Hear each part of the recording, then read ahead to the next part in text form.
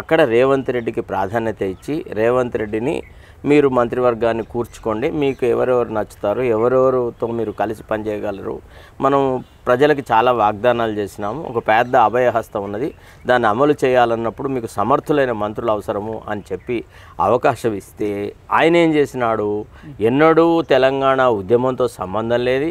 జై తెలంగాణ అనని ఒట్టిగా రాఖీలు కట్టినందుకే సీతక్కను ఒక క్యాబినెట్ మంత్రి చేసుకువచ్చినాడు, పొంగులేటి శ్రీనివాసరెడ్డిని ఒక మంత్రిని చేసినాడు. ఇట్లా అసలు ఎవడైతే ఉద్యమాన్ని బొందబెట్టినారో వాళ్ళతోనే వచ్చేసేసి ఆ మంత్రివర్గం ఎవడన్నాడు చెప్పు, పొంగులేటి శ్రీనివాసరెడ్డికి కానీ సీతక్క కానీ ఎన్నడన్నా ఎక్కడన్నా సరే ఇక్కడే ఇదే ఆర్ట్స్ కాలేజ్ దగ్గర అక్కడ ఆ ముందడ ఆర్ట్స్ కాలేజ్ ముందడ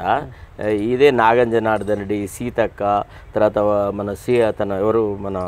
నరసింహులు, మోతికిపల్లి నరసింహులు, వీళ్ళందరూ వచ్చిన ఎర్రబల్లి దయాకర్, వీళ్ళందరూ వస్తే మన విద్యార్థులు